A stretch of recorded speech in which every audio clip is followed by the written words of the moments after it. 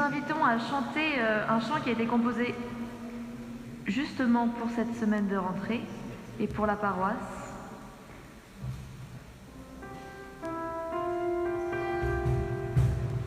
Nous chantons le Seigneur, célébrons sans cesse l'amour de Jésus qui nous a unis. Nous chantons le Seigneur, témoignons sans cesse pour faire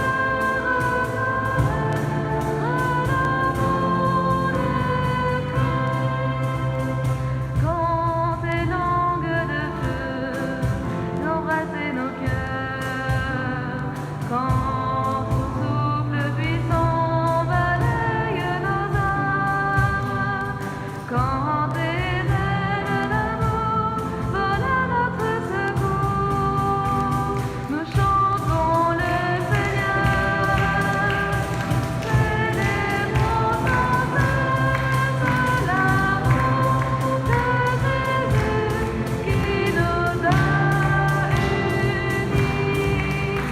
Nous chantons le Seigneur, témoignons sans cesse pour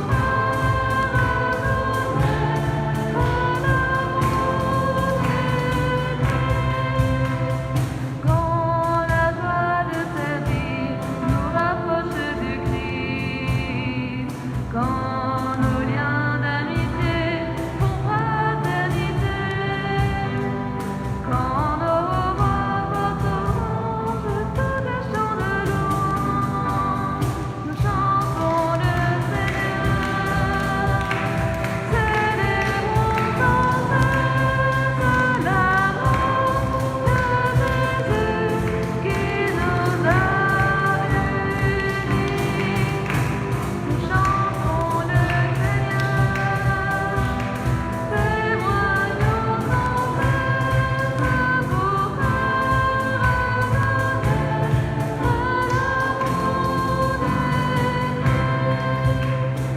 quand la parole de Dieu ouvrant par notre bon Dieu, quand l'Esprit nous appelle disciples missionnaires, quand grâce aux cinq vitamines notre vie s'illumine, nous chantons le Seigneur, célébrons sans cesse l'amour de Jésus qui nous a unis. Nous chantons le Seigneur, témoignons sans cesse pour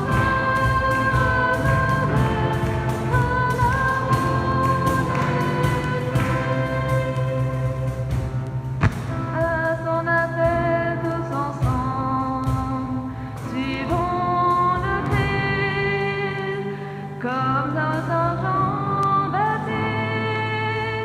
pour annoncer l'amour du Christ, comme Saint Marceau pour annoncer l'amour du Christ, et comme Saint Denis pour annoncer l'amour du Christ, et ses biens fidèles demeurons en lui.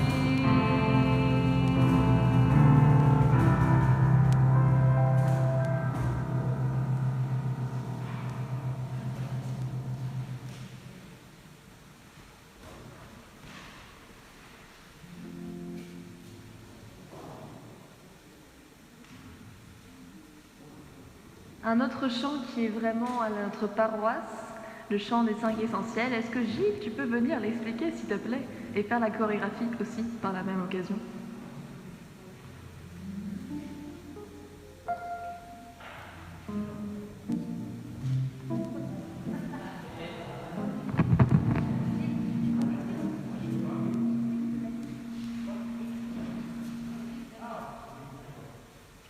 Donc Donc le chant de la Corée, c'est la Corée de la mission en fait, sur un chant, sur une musique qu'on connaît bien, les paroles ont été sensiblement modifiées pour inscrire dans notre corps les 5 essentiels. Vous avez vu que dans le chant devient le chant de notre unité, il est fait mention des 5 vitamines. Les 5 vitamines, c'est ce qu'on trouve dans les Actes des Apôtres qui assurent la croissance de toute communauté chrétienne en croissance. 5 vitamines dont nous devons nous nourrir en permanence. Donc c'est la louange, la formation, la vie fraternelle, le service et l'évangélisation. Et voilà, pour inscrire ça dans notre corps, je crois que c'est Valérie et Jean-Paul qui ont transformé les paroles de ce chant pour illustrer justement ces 5 vitamines. Voilà, donc il suffit de suivre, pour ça il vaut mieux se mettre debout, vous allez voir c'est plus facile.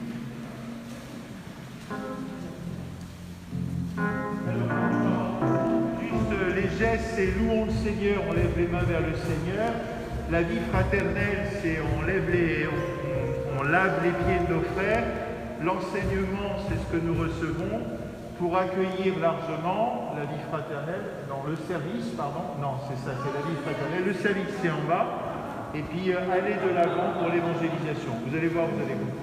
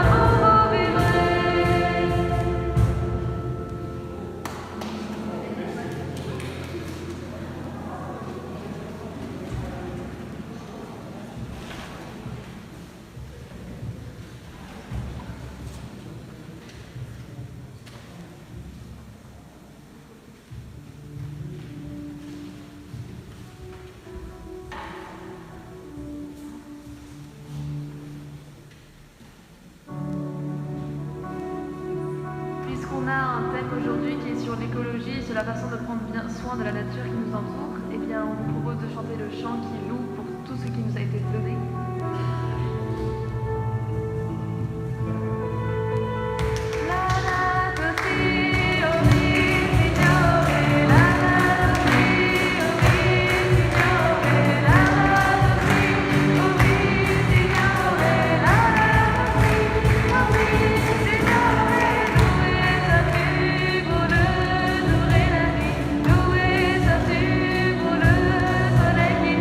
Loué sois-tu pour le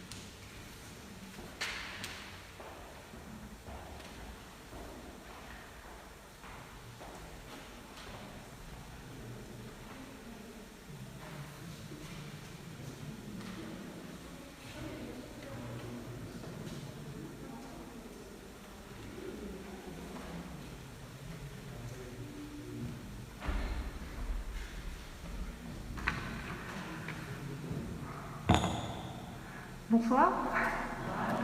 Bon, on s'est tous salués, merci d'être là. Donc, je vais faire taire, pardon.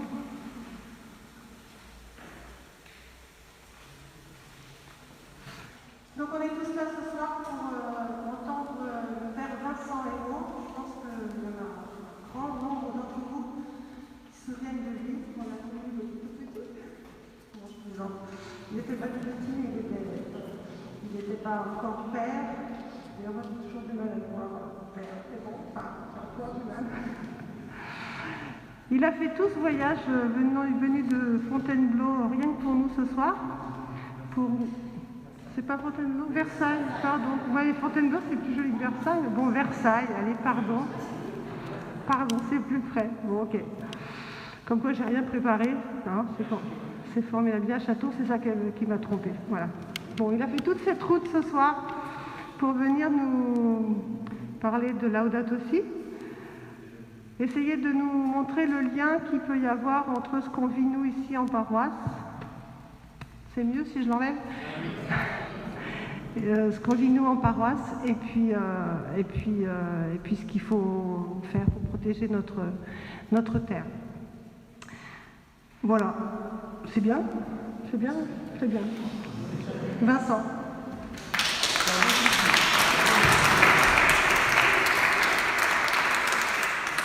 Bonsoir à vous.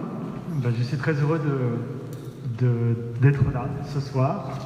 Très peu de temps, mais d'être là quand même.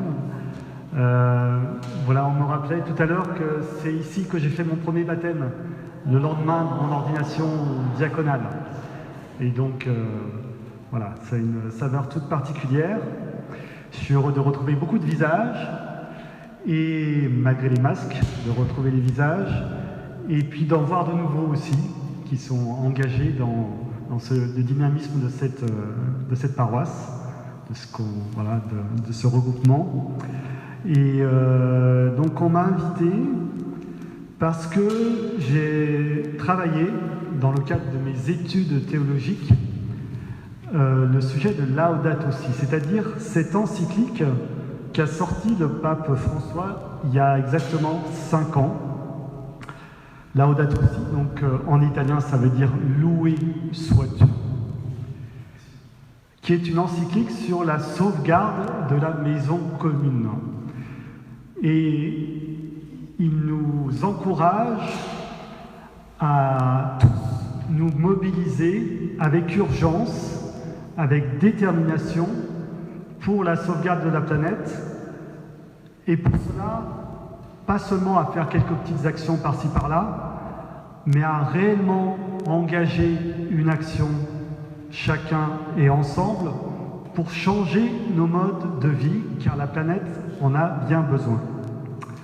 Donc, je vais vous faire ce soir une petite introduction à cette encyclique, selon le point de vue que j'ai adopté, à savoir comment est-ce que le pape François nous fait prendre conscience du problème et essaye de nous motiver vraiment pour nous engager dans cette démarche. Et puis, vous aurez une soirée une série de formations dont vous parlera le père Laurent tout à l'heure. Chaque mois, sur le sujet, vous lirez un chapitre de Laudato Si. Vous déploierez en fait la richesse de tous les chapitres de Laudato Si pendant ces soirées de formation. Et puis on verra que ce sujet-là rentre tout à fait dans le dynamique que vous êtes en train de passer, en particulier cette semaine, la dynamique du tout est lié à travers cette image du filet, à travers le maillage, à travers, on verra l'image de l'écosystème, qui va être une image de tout ce qu'on peut vivre dans cette paroisse, où chacun a quelque chose à apporter à l'autre, et tous on peut recevoir la nourriture qui nous est nécessaire, et apporter aussi la nourriture que nous avons. Alors, allons-y. Ça marche. Voilà, ça y est. Donc, le big problème, la planète se dégrade très rapidement. Et nous en avons des exemples et des signes énormes. Là, vous avez des images qui sont symboliques. La banquise qui fond à vitesse grand V. Vous voyez une tortue qui avale ici un sac en plastique. Vous voyez la forêt de l'Amazonie. Voilà, on apprend ça. Hein, la forêt d'Australie aussi. Cet été, on a encore eu des images très fortes à ce sujet. On a aussi des données scientifiques très précises qui sont éloquentes. Au mois d'août, je ne sais plus exactement quel était le mois, on a eu un jour qui s'est appelé le jour du dépassement. Alors le jour du dépassement, c'est le jour dans l'année où on a épuisé toutes les ressources de l'année que la Terre était capable de produire, de régénérer en un an. C'est-à-dire qu'à partir du mois d'août, on épuise au-delà de ce qu'elle est capable de donner les ressources de la Terre. Et chaque année, alors cette année a été un peu particulière à cause du Covid, mais chaque année, eh bien ce jour est de plus en plus tôt. Vous avez un chiffre qui est paru il y a quelques mois aussi, très éloquent, c'est le WWF, c'est l'association écologique, qui nous dit qu'entre 1970 et 2016, donc c'est-à-dire depuis moins de 50 ans, les populations mondiales d'animaux vertébrés, c'est-à-dire les oiseaux, poissons, mammifères, amphibiens, reptiles, se sont réduites de 2/3. C'est-à-dire entre 1970 et 2016, il y a une baisse de 68% du nombre d'animaux vertébrés sur la Terre.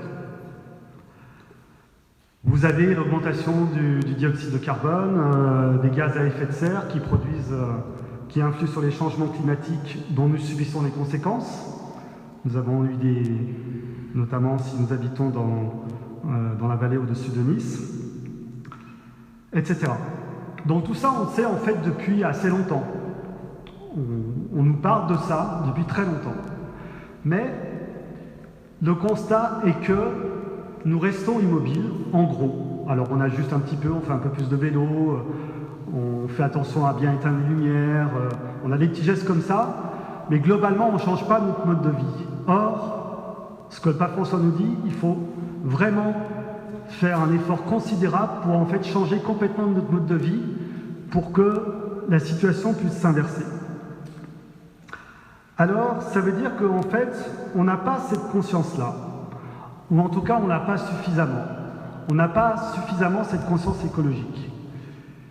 Et on n'a pas en particulier parce que, depuis des siècles, l'homme s'est coupé complètement de la nature, s'est coupé complètement de la terre, des êtres vivants, a mis en quelque sorte un mur.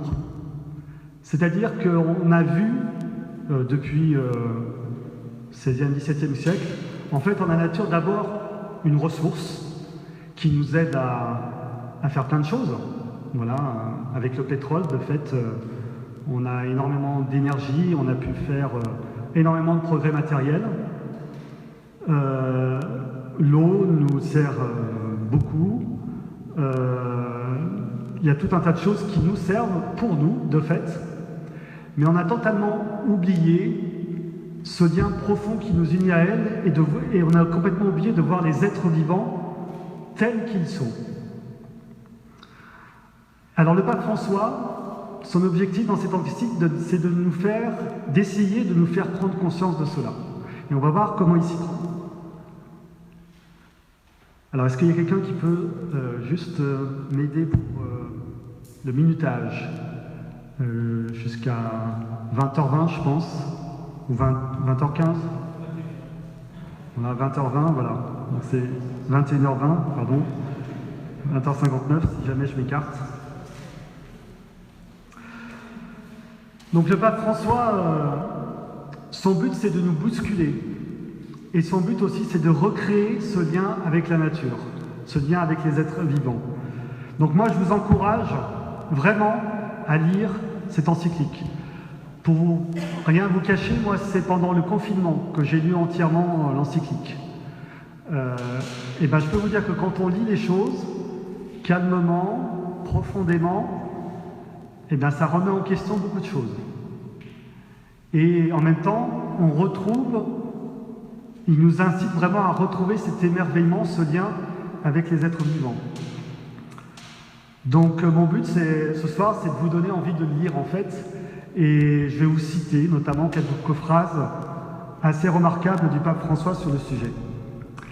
Et c'est pas simplement du catastrophisme, hein. D'ailleurs il n'est pas catastrophiste, il veut réellement nous dire la réalité de la situation, mais il est aussi plein d'espérance dans la capacité de l'homme à se ressaisir. Il est plein de cette espérance-là. Et il y a beaucoup de souffle spirituel qui peut nous aider dans cette encyclique. Alors d'abord, qu'est-ce qui empêche un vrai éveil de la conscience pour sortir de cette rupture entre l'homme et la terre?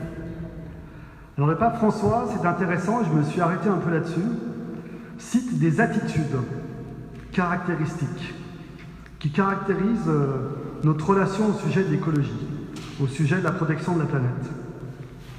Alors c'est au numéro 14, si jamais il y en a qui l'ont ce soir.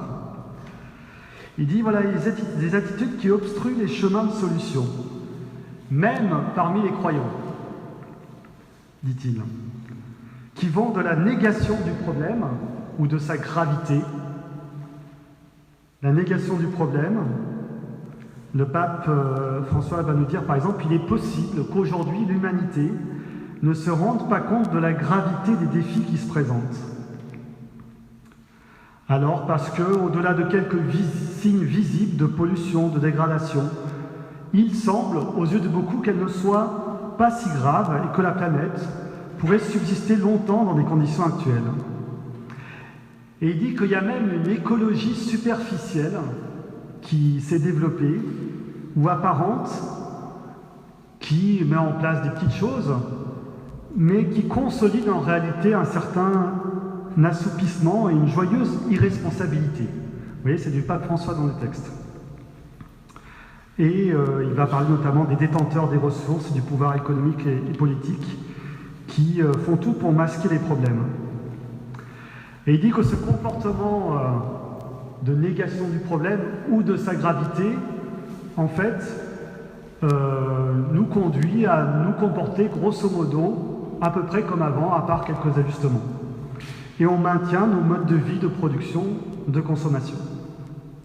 Une autre attitude qui trouve caractéristique de beaucoup, c'est l'indifférence ou l'insensibilité. L'insensibilité écologique. Il y a eu un colloque récemment, il y a quelques mois, juste avant le confinement, à la Cato et au Bernardin, sur la question spécifique de l'insensibilité.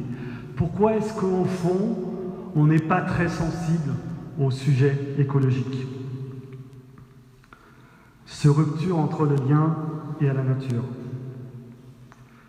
Donc c'est ce que je vous disais tout à l'heure, au fond, on a construit, depuis qu'on a acquis ce pouvoir technique de plus en plus grand, et à cause de notre avidité, en étant centré sur soi, en fait avoir progressivement la nature d'abord comme un endroit où on peut extraire tout un tas de ressources pour nous, pour nos besoins, alors y compris pour notre santé, mais sans, du coup,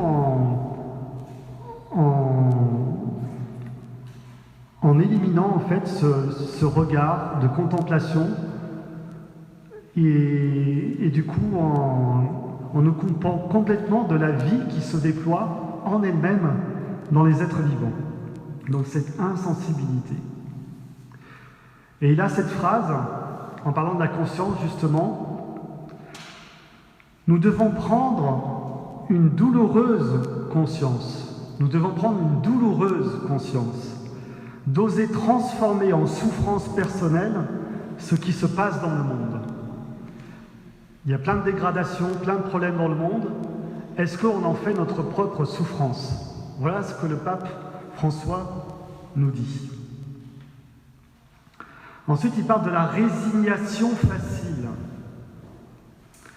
En gros, c'est bon, bah, voilà, c'est comme ça. De toute façon, c'est déjà plié. C'est même pas la peine qu'on essaie de se bouger parce que c'est déjà trop tard. Les gaz à effet de serre continuent à augmenter. On ne peut pas changer de mode de vie comme ça. Donc du coup, on ne fait rien. C'est la résignation. Notre courage tombe à plat. Alors on reviendra sur ce manque de courage et le pape François nous donnera une idée de l'origine de ce manque de courage. Et puis la confiance aveugle dans les solutions techniques. Alors la technique c'est très bien. Par exemple, pour faire ça, je sais que pendant le confinement, la technique a permis de garder des liens très précieux et de développer plein de choses dans nos églises et en particulier dans cette paroisse. Mais quand tout repose sur la technique et quand on devient de plus en plus puissant avec la technique, eh bien on devient aussi aveugle, c'est-à-dire qu'on se croit de plus en plus puissant, voire surpuissant, voire avec un pouvoir qu'on croit illimité. On croit qu'on est capable de faire finalement plein de choses et que le progrès va devenir illimité. Et on pense que tout progrès technique est en soi un progrès forcément pour l'humanité, en abandonnant ce qu'on appelle la réflexion éthique, c'est savoir est-ce que ce progrès technique est vraiment bon ou pas pour l'humanité. Bon, je vous renvoie au débat notamment sur la bioéthique, qui tourne autour de ces questions-là.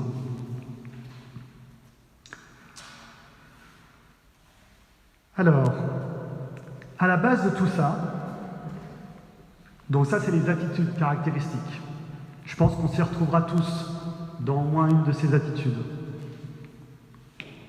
La caractéristique, enfin, ce qui est à l'origine de tout ça, c'est ce que le pape François appelle la racine humaine. Il dit, en fait, on a installé un paradigme technocratique. Alors, un paradigme, ça veut dire que on a quelque chose autour duquel tout tourne. Toutes nos sociétés tournent, tous nos modes de vie tournent. Et il dit, en fait, le paradigme technocratique, c'est-à-dire que la technique, finalement, associée à la société de consommation, associée au système économique dominant qui est actuel, eh bien, fait que tout tourne autour de ça. Toutes nos vies, en fait, tournent autour de ça. Et le paradigme technocratique. Et le pape François dit, il va falloir sortir de ce paradigme technocratique pour retrouver un paradigme humain, tout simplement. Alors vous avez des images là qui sont assez fortes. Hein. Vous connaissez cette image de Dieu et de la création de Michel-Ange. Ben là, vous voyez, Dieu, c'est le bras d'un robot. Voilà. Vous avez le culte de la croissance, sans limite.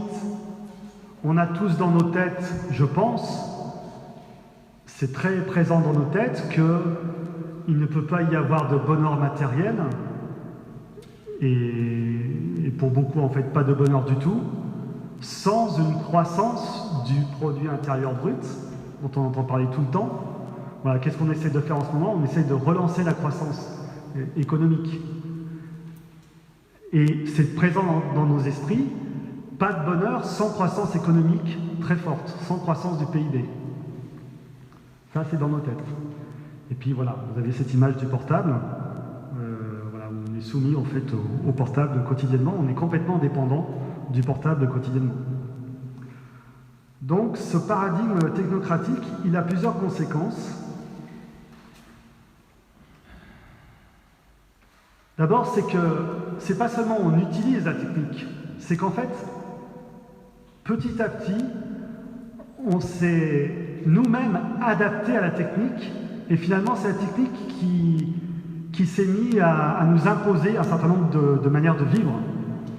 Quand tout devient rapide, quand le message qu'on envoie devient instantané, quand on est capable d'aller dans tous les endroits de la Terre, au travail, on l'a bien vu, hein, ceux qui ont subi cette évolution-là, quand d'un seul coup on reçoit 30 messages par email ou par d'autres moyens à la seconde, eh bien on est obligé de suivre ce rythme de la machine. Et puis on s'est mis aussi à faire, quand on est cadre par exemple, on s'est mis à faire plein de reporting. C'est-à-dire, il faut absolument reporter en chiffres toute notre activité. Et bien ça, voilà, on s'adapte à la technique. Et tout ça conduit, en fait, à uniformiser notre pensée, à uniformiser notre culture, nous dit le pape François. Il dit, en fait, tout cela conduit à affaiblir l'immense variété culturelle qui est un trésor de l'humanité. Et on est tellement devenu dépendant de la technique que c'est devenu, dit-il, une contre-culture. C'est devenu une contre-culture de choisir un style de vie avec des objectifs qui peuvent être, au moins en partie, indépendants de la technique. On ne peut plus s'en passer, en fait. Alors, l'autre conséquence, c'est l'installation, c'est ce que je vous disais tout à l'heure, dans les têtes d'un mythe du progrès matériel sans limite. Et donc, qu'il y a une quantité illimitée de ressources qu'on peut utiliser pour augmenter l'énergie, parce que s'il y a la croissance, ça veut dire qu'on est obligé d'augmenter l'énergie.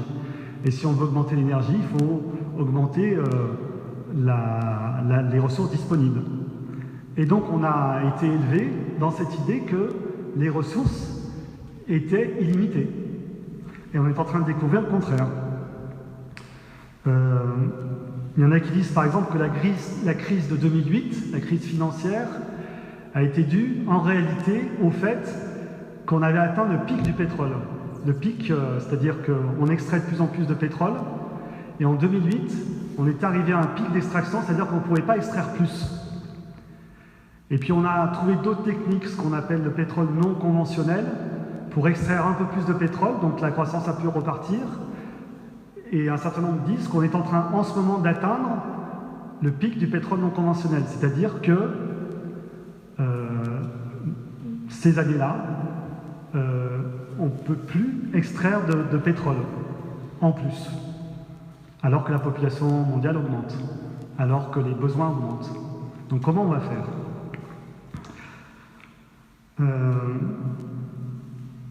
Alors les habitudes aussi de consumérisme. Vous avez ici, je ne sais pas si vous voyez cette image-là. Alors ce sont des rats. Vous voyez, ils sont inquiets les rats. Alors on leur promet happiness, donc le bonheur. Et il y a le petit panneau qui dit le bonheur est au coin de la rue. C'est-à-dire que voilà, vous passez cet endroit et puis le bonheur il est juste de l'autre côté. Et puis il passe de l'autre côté. Et là on leur dit, alors en fait il va falloir gagner de plus en plus d'argent. Mais le bonheur est de l'autre côté. Alors voilà, ils regardent tout ça, hop. Et il faut toujours rester premier, stay ahead at the rate, toujours premier dans la course. Et le bonheur est juste après. Là. Hop. Alors ils vont juste après. Et là, ils disent, bon, ben maintenant, il faut acheter de plus en plus de choses. Et tout au panneau, le bonheur est tout de suite après. Et puis après, un autre panneau, ben allez, continuez, keep going. Le bonheur est juste, voilà. Et ça ne s'arrête pas, en fait. On est dans cette frénésie de croissance, de consommation sans limite, qui, alors voilà ce que dit le pape François, le consumérisme obsessif, est le reflet de ce paradigme techno-économique, et nous donne une habitude de consommation compulsive qui submerge les personnes dans une spirale d'achat et de dépenses inutiles. Est-ce que toutes les dépenses que l'on fait sont vraiment utiles? Et conduit même à une voracité à cause du vide de sens qui s'installe dans le cœur des personnes. Cette hyperconsommation, en fait, installe un vide de sens, un vide dans notre âme. Et pour le pape François, c'est une des origines de ce manque de courage, en fait. On est tellement épuisé par cette course-là qui nous est faite, épuisé corporellement et épuisé moralement et épuisé dans notre âme, que en fait, ça nous ôte même le courage de regarder la réalité en face. Voilà ce que dit le pape François. Et puis, cette voracité nous isole notre conscience. Les personnes deviennent autoréférentielles et s'isolent dans leur propre conscience. Tout cela, en fait, nous conduit à nous renfermer chacun sur notre individu. Et donc, du coup, si on se referme chacun sur soi, ben, on ne voit plus ce qui se passe autour de nous. Voilà, donc, en résumé, ces habitudes, nous dit le pape François, apportent à la conscience une distraction permanente et anxieuse qui empêche d'évaluer chaque chose et chaque moment en profondeur, qui nous font regarder les choses de manière superficielle et qui ôtent le courage de regarder en face la réalité d'un monde qui n'est pas sans limite, mais qui au contraire a des limites. Alors comment fait-il le pape François pour nous éveiller la conscience? Pas seulement en nous parlant des causes, c'est ce qu'il vient de nous dire là, il nous parle de la racine et de ses effets avec les attitudes, mais il veut nous emmener vers un autre paradigme, le paradigme humain. Alors, j'ai remarqué qu'en fait, il essayait de nous faire sortir la conscience de plusieurs choses. Vous savez, le pape François, au début de son pontificat, il nous parlait on devait être une église en sortie. Voilà. Mais là, pareil pour la conscience, pour les consciences. Il veut faire sortir la conscience de son insensibilité. Il veut faire sortir la conscience de son isolement. Et il veut faire sortir la conscience de sa torpeur. Voilà. De son insensibilité, il dit, voilà, nous devons prendre une conscience douloureuse des souffrances que subit la Terre et les êtres vivants. Nous devons prendre une conscience aussi amoureuse de ce qui se passe autour de nous, de la vie de ces êtres vivants. Il veut sortir de son isolement en faisant réaliser à la conscience que, comme ce filet nous le dit, tout est lié.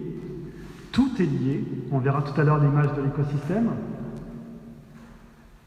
Et faire sortir de sa torpeur, parce qu'il nous dit au fond, c'est une des convictions fortes de l'encyclique, au numéro 216, il ne sera pas possible de s'engager dans de grandes choses, il va bien falloir s'engager dans de grandes choses, seulement avec des doctrines, mais avec une mystique qui nous anime.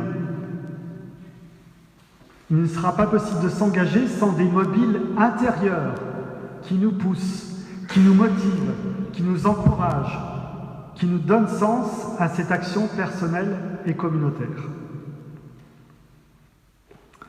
Alors comment fait le pape François? D'abord, il se fait proche dans son attitude, dans son langage, dans sa manière d'aborder les problèmes. Je vous donne ici un exemple de phrase. Quand on se penche vraiment sur ces phrases-là, qu'on les médite, eh bien, ça nous aide effectivement à retrouver ce lien avec la nature, à retrouver le sens du lien avec la nature, le sens dans tous ses aspects, y compris la sensibilité, y compris la signification. Il dit, par exemple, ces situations provoquent les gémissements de Sœur Terre. Il reprend le François d'Assise, en fait, qui se joignent aux gémissements des abandonnés du monde dans une clameur exigeant de nous une autre direction. Donc, la dégradation de la planète, ce n'est pas seulement un problème, c'est un cri qui nous est envoyé de la Terre. Ensuite, il dit « Tout l'univers matériel est un langage de l'amour de Dieu. Tout l'univers matériel est un langage de l'amour de Dieu, de sa tendresse démesurée envers nous. Le sol, l'eau, les montagnes, tout est caresse de Dieu. » Est-ce que on avait déjà entendu quelque chose comme ça? Ensuite, il dit « Chaque année disparaissent des milliers d'espèces végétales et animales que nous ne pourrons plus connaître, que nos enfants ne pourront pas voir, perdues pour toujours. À cause de nous, des milliers d'espèces ne rendront plus gloire à Dieu par leur existence. Tiens, des espèces qui rendent gloire à Dieu. Et ne pourront plus nous communiquer leur propre message, car la nature nous communique des messages. » Donc je vous laisse, voilà, être... Encore quelques petites minutes. Ok. avec ce langage du pape François et essayer d'être absorbé vraiment par ça. Alors, le pape François nous parle de motivation. Pour pouvoir faire ce changement de mode de vie, il va falloir qu'on ait des figures qui nous motivent. Et là, vous pourrez aller dans le détail dans les prochaines soirées.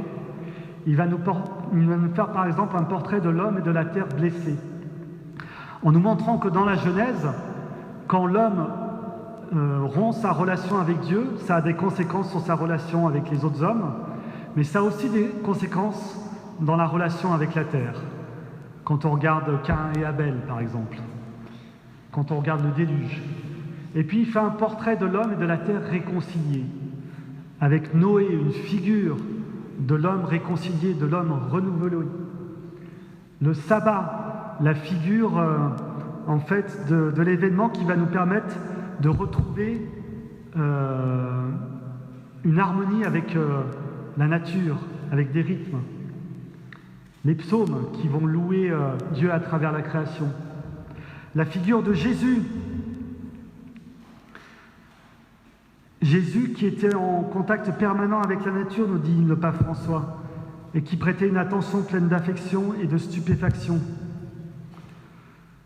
Quand on lit dans l'Évangile que Jésus parle des oiseaux, dans les paraboles que vous connaissez, et quand il dit qu'aucun d'eux n'est oublié au regard de Dieu, aucun des oiseaux n'est oublié au regard de Dieu, est-ce qu'on pourra encore les maltraiter et leur faire du mal ? Et puis il y a la figure de saint François d'Assise qui a donné le titre avec ce chant des créatures, loué soit-eux, que nous avons chanté tout à l'heure. Et le pape François favorise une communion fraternelle universelle entre humains et avec les autres êtres vivants. Il nous demande en particulier de retrouver le temps de s'émerveiller devant la création, d'écouter le message des natures, de la nature, de retrouver par exemple le fonctionnement des écosystèmes montre que tous les êtres vivants sont liés les uns aux autres, les animaux, les végétaux.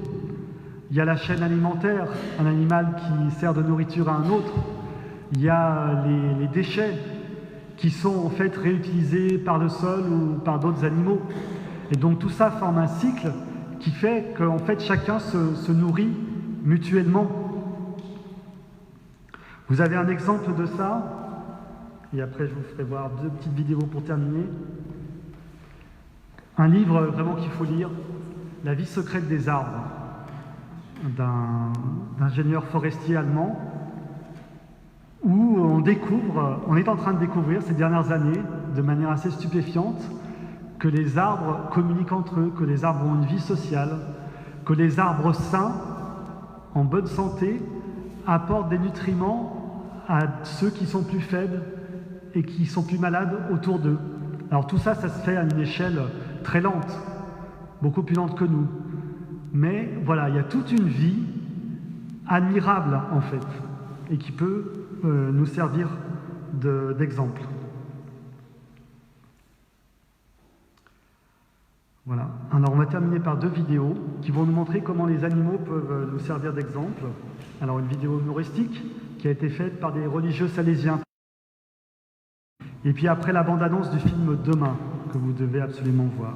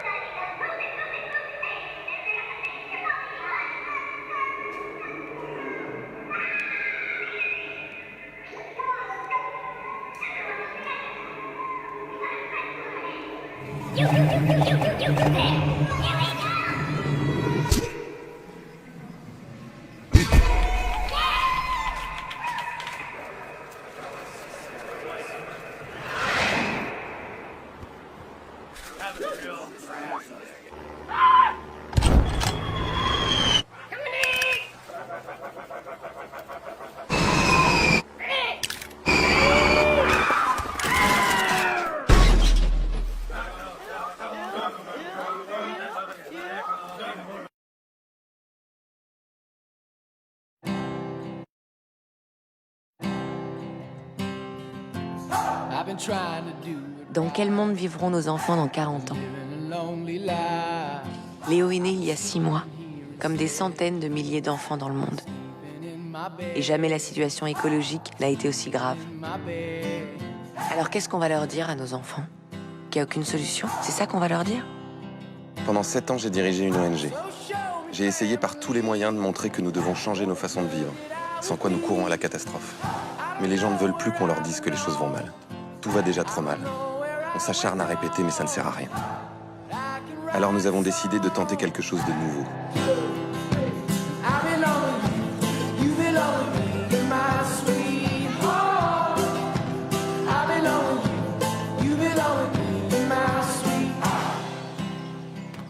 Gandhi disait « Montrer l'exemple n'est pas la meilleure façon de convaincre, c'est la seule ».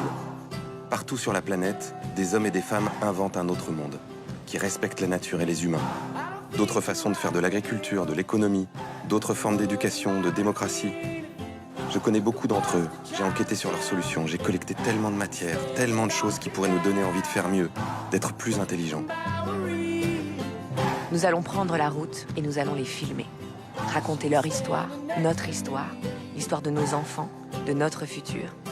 Rien n'est plus puissant qu'une histoire qui nous fasse rire, pleurer, qui nous donne envie de nous retrousser les manches. Pour la première fois, nous allons mettre toutes ces solutions bout à bout et montrer à quoi notre monde pourrait ressembler. Demain.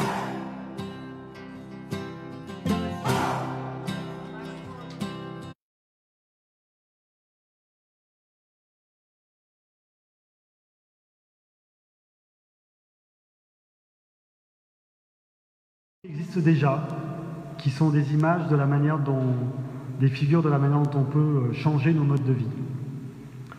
Et c'est à la suite de cette projection de film au séminaire d'Orléans, il y a 3 ans, que le séminaire d'Orléans a décidé de s'engager dans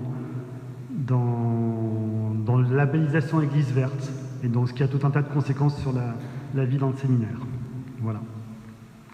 Alors, petite page de pub du Père Laurent.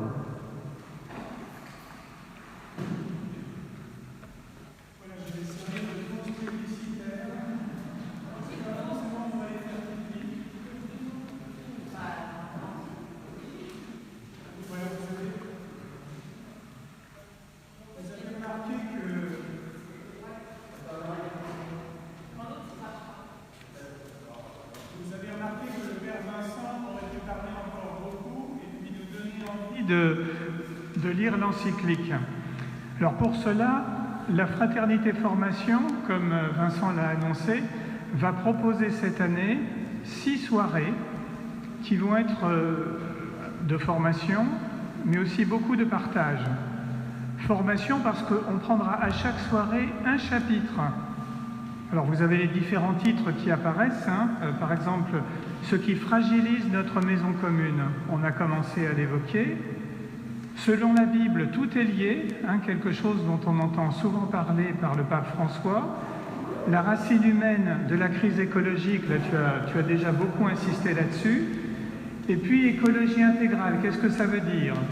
Et puis ensuite, ça sera 2 chapitres qui seront un petit peu plus, précis et pratiques. Donc à chaque soirée, ce que nous ferons, c'est que nous prendrons quelques extraits, parce que c'est difficile de tout lire ensemble, j'allais dire les meilleurs extraits.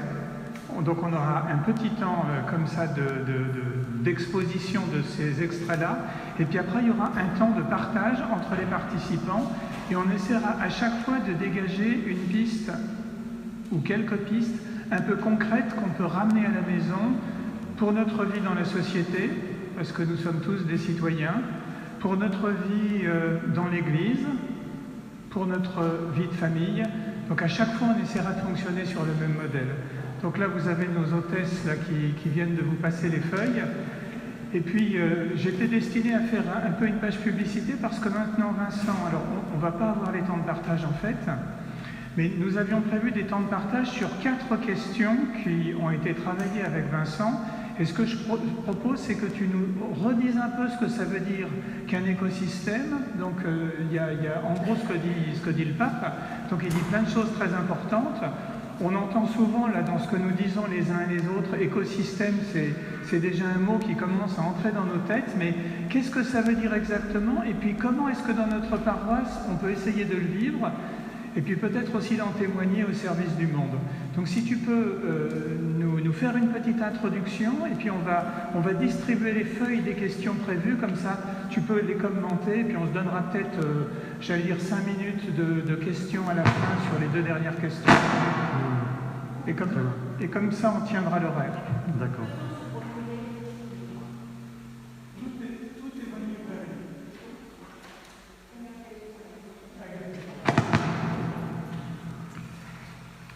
Alors, je vais repartir du coup du pape François lui-même.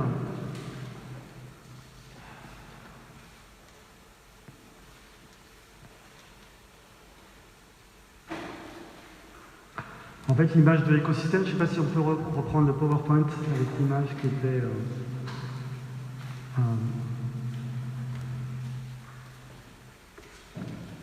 Donc un écosystème, ça veut dire qu'à un milieu donné, il y a un ensemble d'êtres vivants, mais qui ne sont pas chacun de leur côté, mais qui vivent constamment en interdépendance, qui vivent constamment en interrelation. Et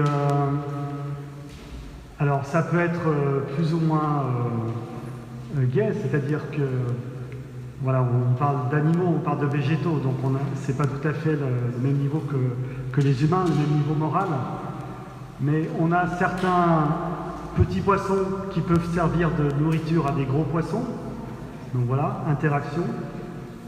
On a des déchets produits par certains poissons qui vont être récupérés par le sol, qui vont être retravaillés et qui vont donner lieu à des végétaux. Et ces végétaux vont être utilisés comme cachette par les poissons ou vont être utilisés comme nourriture par d'autres animaux. Et comme ça, il y a un cycle interactif, en fait, où chacun trouve sa nourriture par rapport à ce qu'il trouve dans son environnement. Et puis ça a cette image. Donc, si vous voulez, il y a un modèle circulaire des écosystèmes. Ce n'est pas le modèle de ce que le pape François appelle la culture du déchet. Vous voyez, la croissance du PIB, on prend dans les ressources, on les utilise et puis après on jette. Ça, c'est la culture du déchet qui se retrouve dans nos relations humaines aussi. Vous avez certainement entendu parler de cette expression du pape François. Eh bien, il nous propose de passer à un modèle circulaire où chacun se nourrit des autres, chacun a quelque chose à apporter, et puis personne n'est un déchet. Même quand ça paraît un déchet, en fait, ça peut être utile ou ça peut nourrir d'autres. Et puis, ça veut dire aussi que tous sont nécessaires. Ça, c'est une expression de Benoît XVI que le pape François a repris. Tous sont nécessaires. Tous, on doit contribuer, tous peuvent contribuer. On trouve vraiment un bonheur et un sens à notre vie quand on a trouvé justement le sens qu'on allait donner, la manière dont on allait pouvoir, le rôle qu'on allait trouver dans notre vie. C'est aussi l'un des enjeux de la vision pastorale. Donc, il s'agit de retrouver en fait ce que nous dit le pape François, de repenser l'autonomie. On parle beaucoup d'autonomie, il faut être autonome, mais pas une autonomie fermée sur soi, mais une autonomie ouverte à l'interdépendance, en fait. Quelquefois, on parle de la dépendance comme quelque chose de péjoratif. Alors, on dit on devient dépendant. Mais en réalité, la dépendance ouvre à plein d'interactions. La fragilité ouvre à plein de nouvelles relations inattendues. Et l'agapé, l'amour, passe aussi par ça. Donc ça peut être intéressant de réfléchir. Alors on parlait de la... Voilà, vous avez beaucoup entendu parler de la vision pastorale.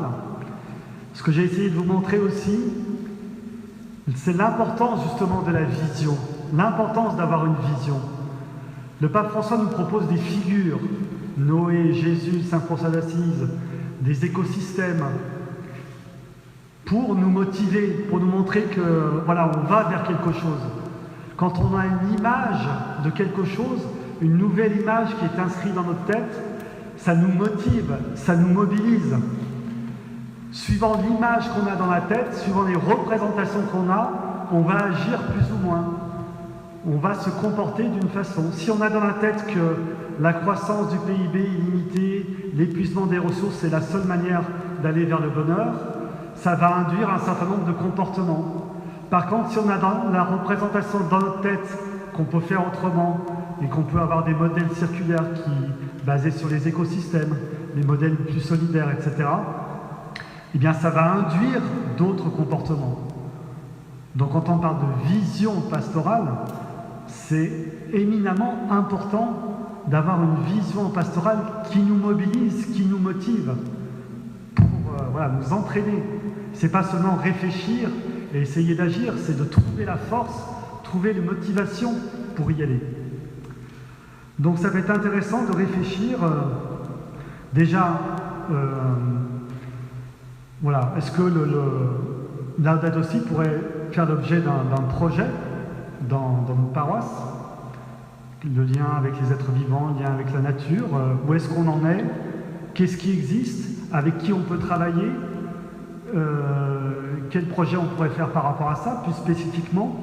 Mais aussi, vous voyez que l'image de l'écosystème peut être une image de ce qu'on aurait envie de vivre, nous, dans la paroisse.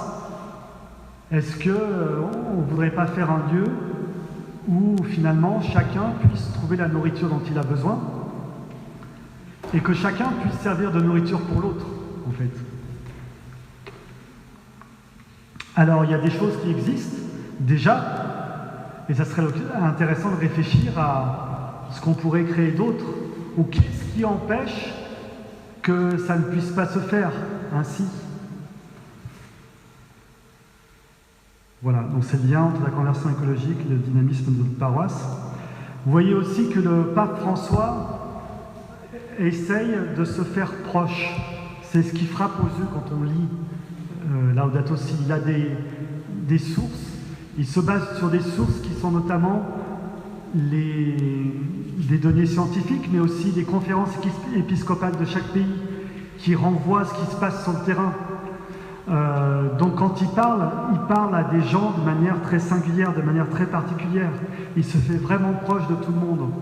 Par son langage aussi, on en a vu quelques exemples tout à l'heure, il se fait vraiment proche de tout le monde. Alors nous, ça peut être du coup une idée d'orientation. Est-ce qu'on se fait proche de tout le monde dans notre paroisse? Est-ce qu'il y a des endroits qu'on n'a pas explorés encore dans notre paroisse? Est-ce qu'il y a des endroits où le maillage ne s'est pas encore fait? Voilà, est-ce qu'on se fait proche? Voilà, ce qu'on peut peut-être en déduire et qui serait intéressant à réfléchir en groupe de partage. Alors on a quand même encore un peu de temps. Alors on va essayer, puisqu'on a encore un peu de temps, sans trop créer de mouvement, parce que c'est toujours un peu compliqué, donc peut-être par 4 ou 5. Vous avez, on va peut-être se centrer sur les 2 dernières questions. Qu'est-ce que tu en penses? D'accord, oui, dans l'impulsion de la semaine, oui. Donc vous avez, sur la feuille, vous avez marqué groupe 3 et groupe 4.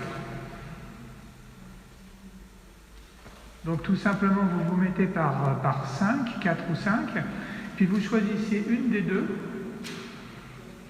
deux questions, et puis qu'est-ce que ça suscite, et puis s'il peut y avoir quelqu'un qui nous dit à la fin en 2 phrases quelle est la réflexion du groupe, ça permettra d'avoir un dernier petit échange avec Vincent qui répondra en 3 flashs. Voilà. On avait prévu d'autres questions, mais on va se limiter à ces deux-là. Donc oui, vous choisissez. Vous pourrez revenir les fois suivantes pour les 2 premières questions. Oui, les 2 premières questions, on les reprendra dans la lecture de l'encyclique. Voilà, on se donne 10 bonnes minutes.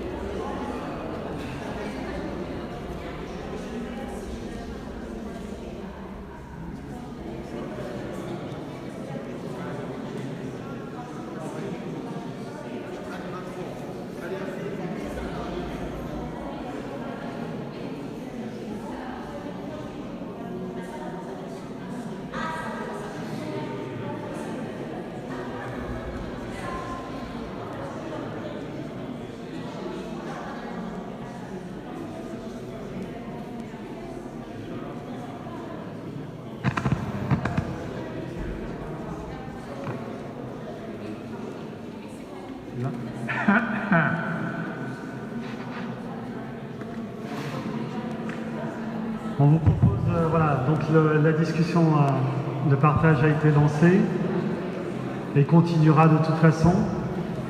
Est-ce que chaque groupe peut dire une chose qui est apparue lors de la discussion? Ça donne des petits... voilà. Alors on commence.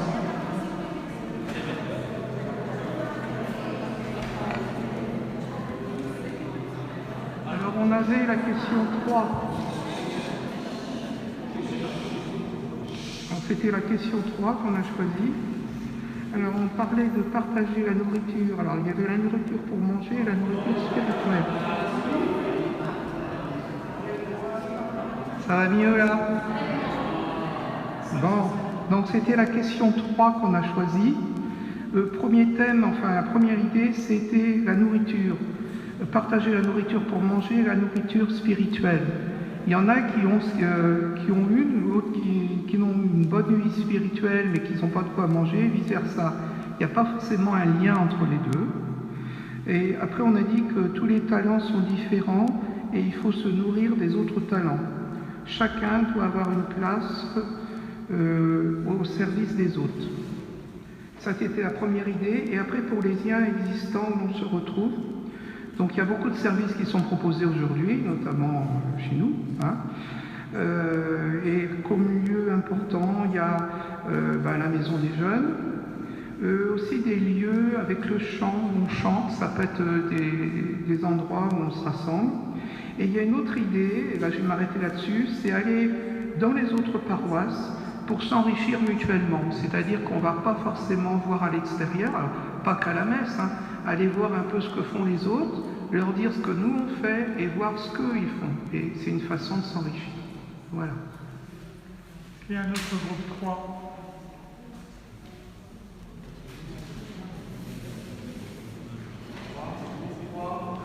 Un autre groupe 3. Jean-Bernard.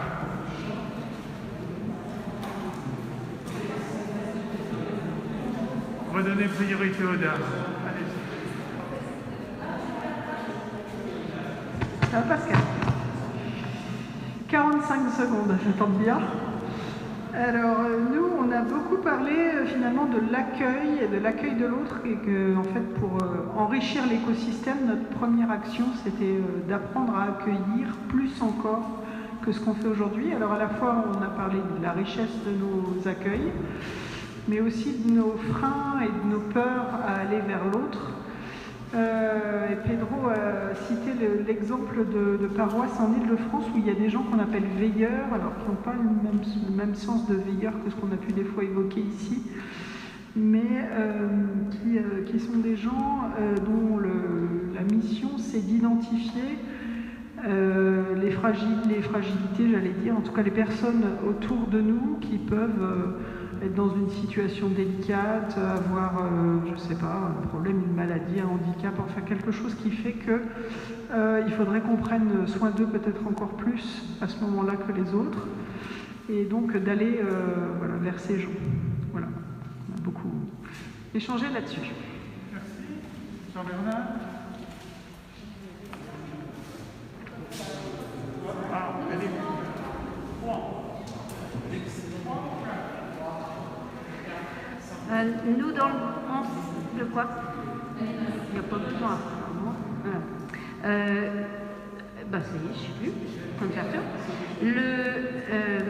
Oui, que les lieux, les écosystèmes, c'était vraiment des lieux où il y avait des étapes et on arrivait, on recevait souvent d'abord et après on était appelé à donner, et là on était vraiment dans ce cycle, je donne et je reçois.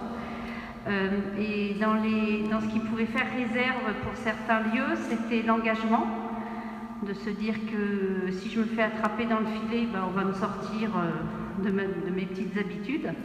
Et de dire que peut-être que cette image du poisson, où à la fois c'est un changement de paradigme, d'accepter l'idée qu'on va être sorti de l'eau pour vivre autre chose, on se disait qu'il y a aussi le filet sous les arbres, quand le fruit est mûr, il tombe, on le récupère là, et qu'il faut peut-être aussi faire comprendre aux gens que c'est pour un bonheur, Voilà, comme dit Jean-Marc, c'est pas tout à fait le bonheur qu'on attend aujourd'hui, mais c'est celui-là que l'Église propose.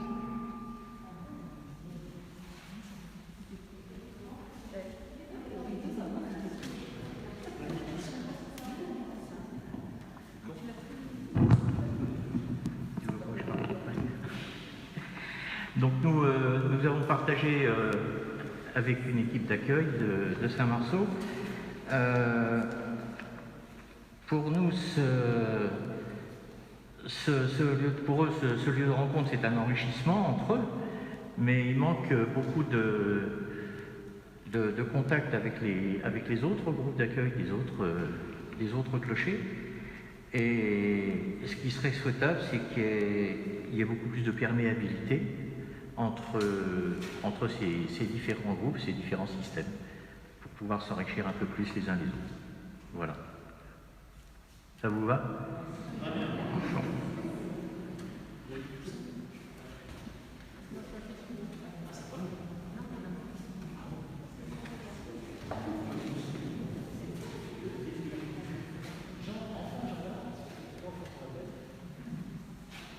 Alors, par rapport notre groupement de paroisse, c'est un lac qui est immensément riche, mais on ne va pas jeter nos filets dans le lac.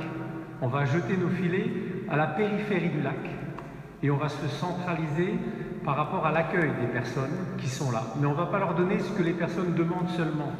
On va leur présenter les richesses de notre lac intérieur et on va leur proposer de participer et de diffuser ces richesses que nous avons tous afin qu'on puisse augmenter tous les paroissiens qui font partie de notre groupement. Mais ça va demander une formation des personnes qui vont être à l'accueil, donc ces personnes qui vont jeter les filets à la périphérie.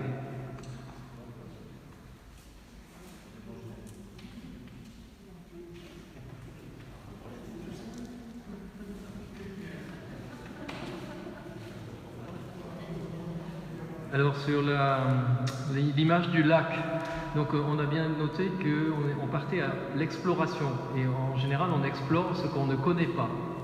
Donc on a remarqué ça et on a donc situé ce besoin d'exploration vers les jeunes, vers aussi ce qu'on a appelé les personnes en situation de pauvreté dans nos différentes paroisses.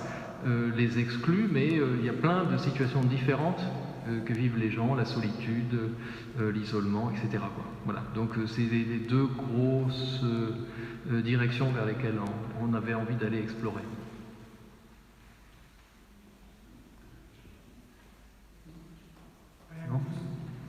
C'est bon pour tout le monde? Rien que tout ce qu'on a échangé montre qu'on a du grain à moudre pour les prochaines soirées de la semaine et les semaines qui suivront cette semaine. 3 flashs de ton point de vue? Je ne sais pas si on aura 3, mais l'accueil c'est beaucoup revenu dans les différents groupes. Donc quelque chose à travailler. Est-ce que l'accueil, ça serait pas justement de révéler à celui qu'on accueille qu'il a plein de richesses à donner en fait? C'est pas seulement il a des pauvretés, des fragilités, on va essayer de l'aider. C'est aussi, on l'aidera justement en révélant les richesses qu'il a à donner. C'est ça, voilà, si on le relie à l'écosystème.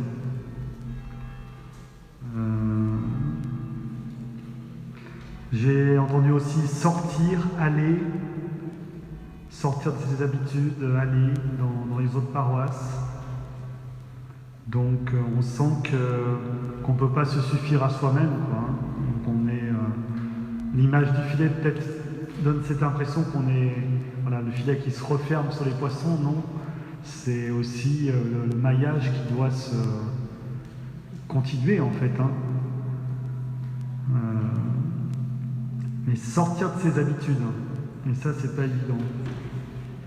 Qu'est-ce qui va nous aider à sortir de nos habitudes? En fait, la spiritualité, normalement, l'a fait pour ça. Jésus ne cesse de faire sortir les apôtres de leurs habitudes, ses disciples de leurs habitudes. Ça, c'est très important. Et pour revenir à la date aussi, c'est exactement ce que le pape François essaie de nous faire comprendre. Comment on va sortir de nos habitudes.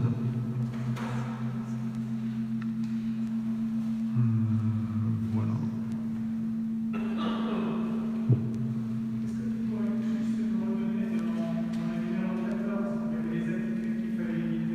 Oui.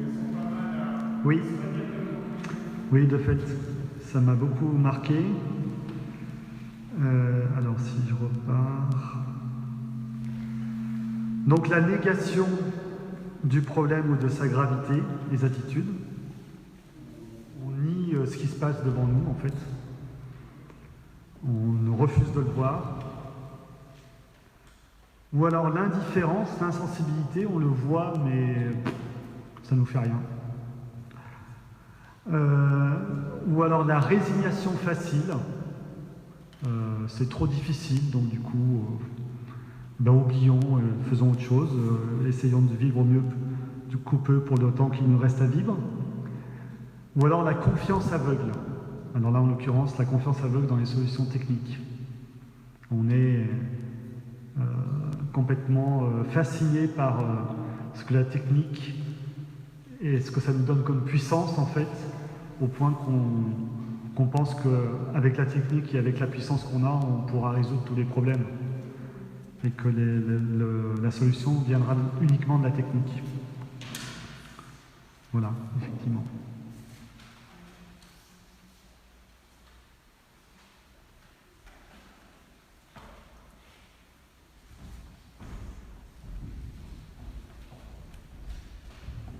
Ben voilà, un grand merci. Je voulais juste, pendant que Vincent finissait, j'ai tiré mon petit pain et je crois que ça mérite que je vous le lise. Ne nous lassons pas de faire le bien, en son temps viendra la récolte si nous ne nous relâchons pas. Voilà. Il me semble que, amen. Ah, il me semble qu'elle était, ce petit pain-là était justement pour notre soirée. Un grand merci d'être venu, un grand merci Vincent pour tout ce travail. Et puis,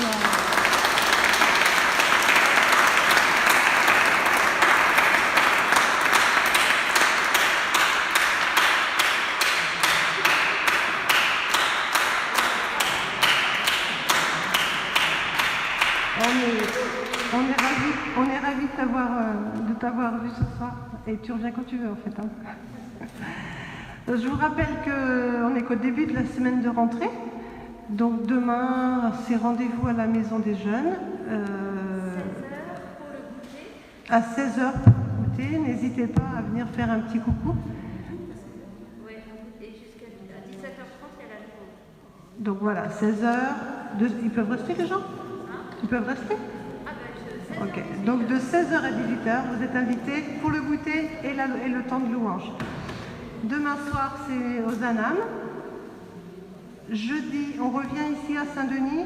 C'est la soirée préparée par l'EAP sur l'avenir de notre paroisse. Vendredi, c'est aussi une grosse journée. Vous avez la Maison des Jeunes cette fois-ci avec les un peu plus grands, les 11-17 ans, c'est ça? Donc pareil, porte ouverte, venez, n'hésitez pas à venir voir ce qu'ils vivent. Et puis à 20h30, la soirée vigile à Saint-Jean-Blanc, la soirée animée par Marcel et son équipe. Samedi matin, éveil à la foi, venez faire un petit coucou aussi. Samedi soir, la messe. Je vous rappelle qu'il n'y a pas de messe le dimanche dans les autres églises, à part, il y a juste Saint-Marceau.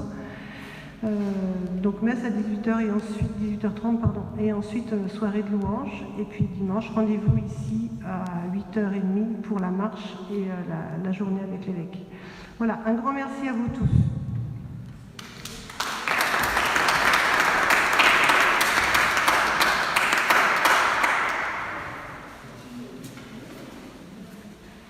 Dieu Tout-Puissant, qui est présent dans tout l'univers, et dans la plus petite de tes créatures, toi qui entoures de ta tendresse tout ce qui existe, répands sur nous la force de ton amour pour que nous protégions la vie et la beauté.